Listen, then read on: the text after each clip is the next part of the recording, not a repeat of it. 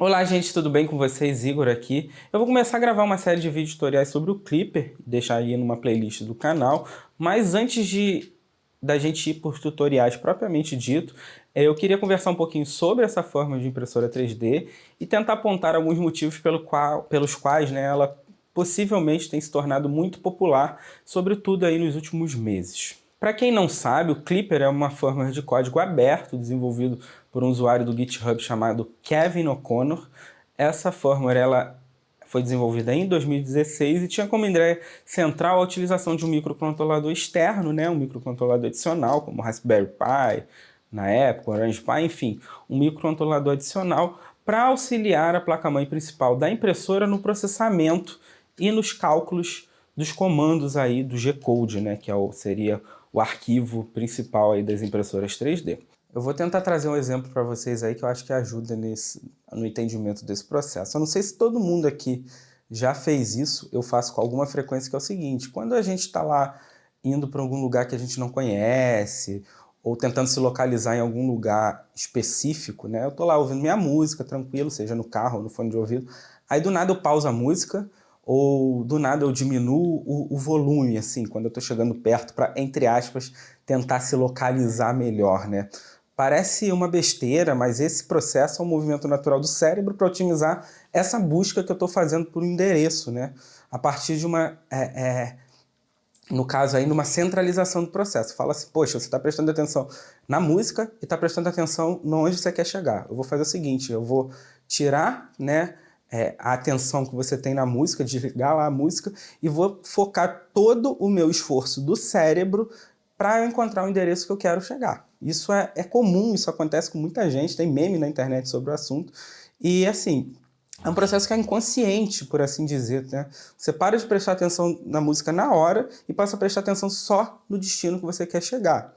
Então a ideia do Clipper era mais ou menos essa, tá? Eu tenho uma controladora aí de impressora 3D que tem que fazer cálculo matemático, tem que movimentar motor de passo, tem que fazer uma série de processamentos aí, e isso acaba sobrecarregando ela. Então por que não eu descentralizar esses processos? Então deixar a impressora 3D somente para fazer o movimento dos motores de passo. E eu tem um hardware adicional aí que vai fazer todos os cálculos matemáticos mais complexos, né? Então, tirar essa carga de processamento da impressora 3D foi a grande sacada do Clipper, que permite, na teoria e na prática, movimentos mais suaves, movimentos mais rápidos e acelerações maiores.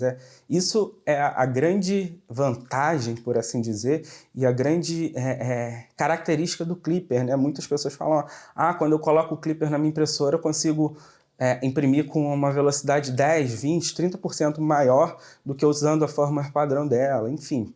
Isso daí demanda de estudo, mas a gente vê aí que muitas pessoas relatam isso na internet, tá? Mas não pensem, tá, que o Clipper foi pensado nisso. Eu quero criar uma forma que dobre a velocidade de impressão. Não, né? No passado, para quem é mais antigo nesse mundo de impressão 3D, existiam placas controladoras baseadas em ATmega, ok?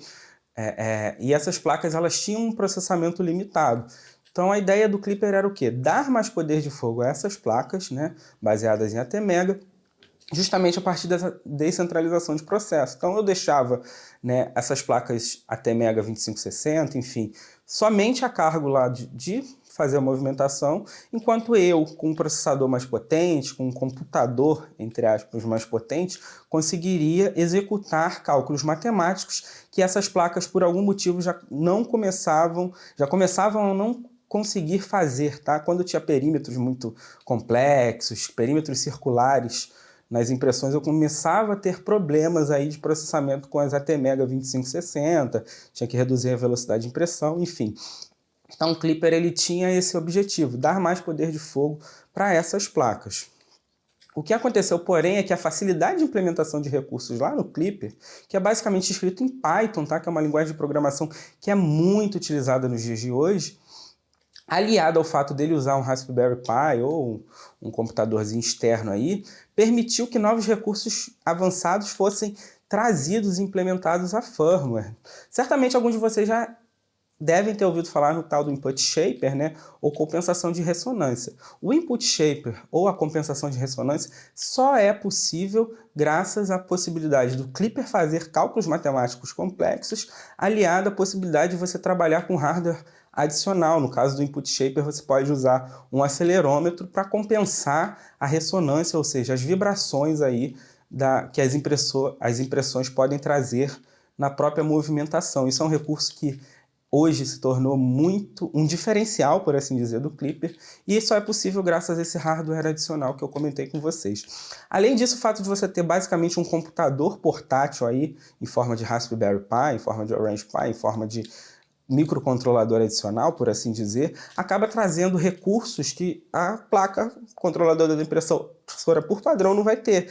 Você vai ter aí a possibilidade de usar um Wi-Fi, então você consegue fazer impressão via Wi-Fi, você consegue conectar essa placa controladora à internet, assim você consegue fazer impressões, acesso remoto e outras questões relacionadas à internet, monitoramento, você consegue conectar uma webcam, enfim, são diversas possibilidades que só são possíveis graças à existência de um hardware adicional, de um microcomputador, de um microcontrolador aí conectado à sua impressora.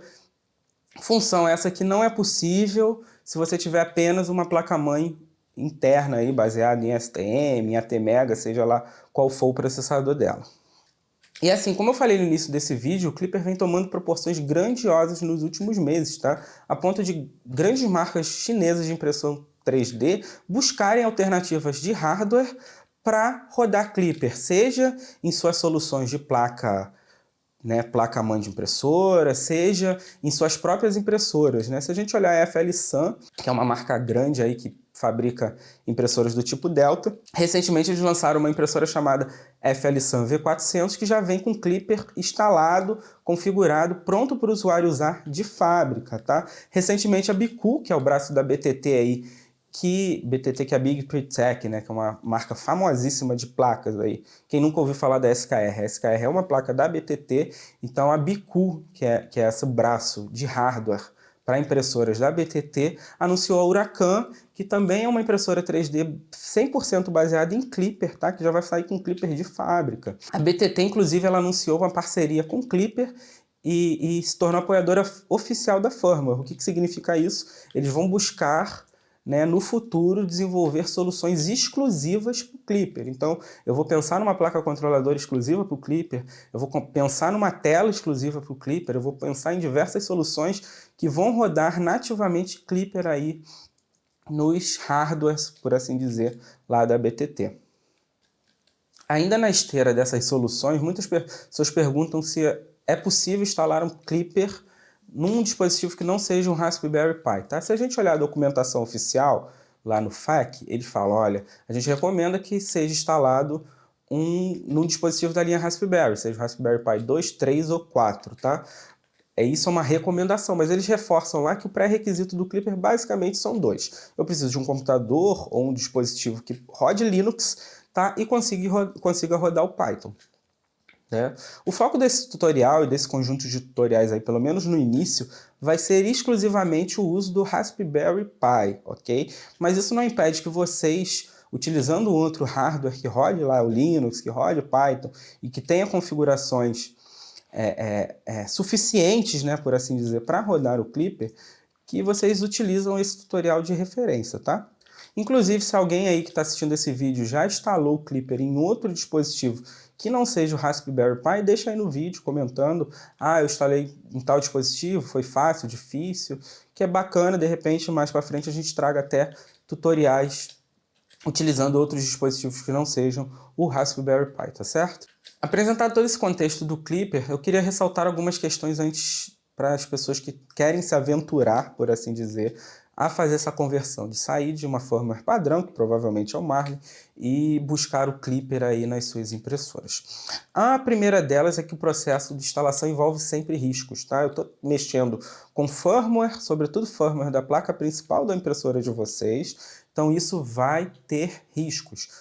Hoje, em geral, né, as controladoras baseadas em STM, até as ATmegas antigas, tem processos de rollback, que a gente chama, ou seja, de retorno, né, a instalação original, só que isso pode trazer alguma dor de cabeça, tá? Esse processo ele é reversível sim, na maior parte das vezes, mas se eu tiver um problema, eu posso ter alguma dor de cabeça para voltar a minha placa-mãe ao estado inicial, rodando uma firmware antigo, enfim. Então tenham muito cuidado e tenham ciência disso, ok? Grande parte dos dispositivos que a gente vê aí hoje possuem displays que não são compatíveis com o Clipper. Então, possivelmente, provavelmente, vocês não terão acesso à funcionalidade do display, né, da tela da impressora de vocês, usando o Clipper. Então, isso é uma questão aí que vocês têm que ficar muito atento. Por fim, tá? Essa série de vídeos que eu vou fazer tem como objetivo principal servir de apoio básico à instalação e configuração do Clipper.